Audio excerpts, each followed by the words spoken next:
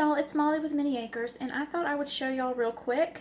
I am going to make some elderberry syrup, and I'm trying a new recipe. This recipe doesn't call for cloves, and my family is not a fan of the cloves, so I thought I might have a better chance of getting them to use this elderberry syrup if I made it without the cloves. So this recipe calls for 4 cups of water, which I already put in my Instant Pot. Oh yeah, and this is also an Instant Pot recipe. This is my first time trying to do it that way too. It calls for a cup of dried elderberries or a half a cup of fresh or frozen elderberries. And these are my elderberries that came straight from our elderberry trees outside. And so I'm going to throw that in there, half a cup. I wanted to double this recipe, but I forgot to refill the Berkey. So you're supposed to use filtered water, by the way. So if you have a Berkey or something like that, use that. And then it calls for 2 cinnamon sticks. Drop those in there, and it calls for 1 inch of ginger, and I am not going to peel it. And then it calls for a cup of honey, but you don't put the honey in yet. So I'm gonna get this started, and 15 minutes is what we want.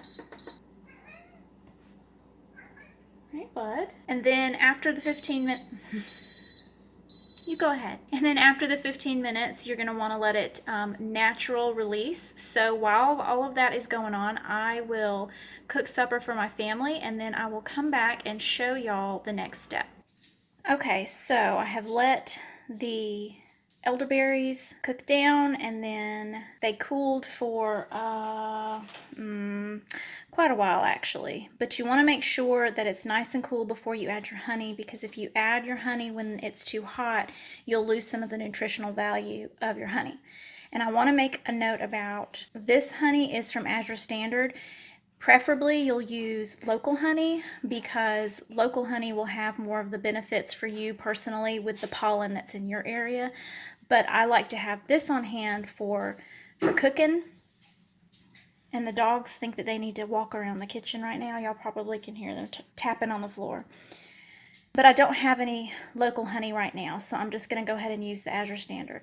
So we're going to pour out and strain what's been in the Instant Pot. Let's do it.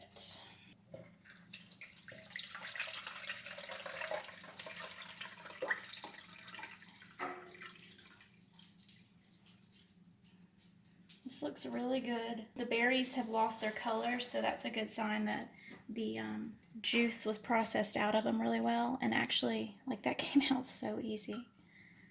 So the cinnamon sticks and the ginger, I'm going to save those because I'm going to make this recipe again after I have refilled my Berkey so that I have more filtered water and I can make a bigger batch.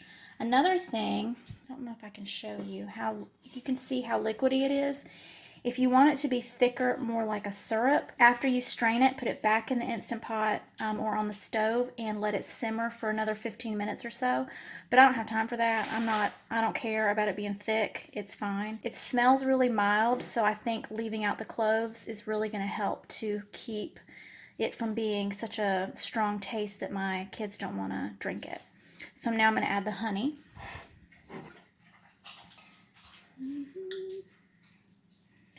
And for some reason, this honey that we got from Azure, it's crystallized, which normally only happens when it's cold weather. So I don't know what that's about, but it's still raw honey. It's still good. Mix that real well. Now, if I were you, do your research on different recipes for elderberry syrup and also the different uses for it, what it's good for, the health benefits. And also do your own research too for how long it's good for in your refrigerator. There are different opinions about how long it keeps in your refrigerator, whether or not it lasts for a really long time or not. So do your research.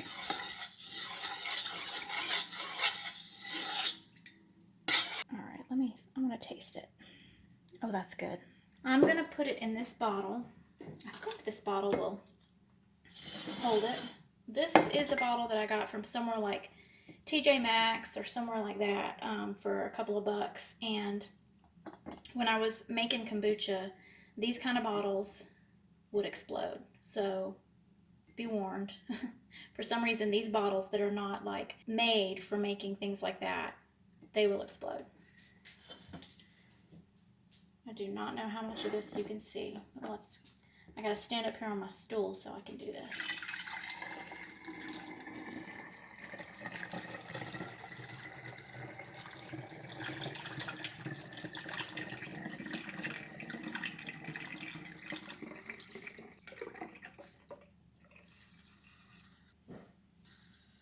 Whoop. And that's it. So this, I'll write the date on it so that I remember when I made it, and I'll stick it in the fridge, and we'll have some of this. Hopefully we'll remember to take it every day just to help keep our immune system up. But if you start feeling a cold coming on or something like that, then you can take it more often. But like I said, do your own research and let me know if you made your own elderberry syrup before.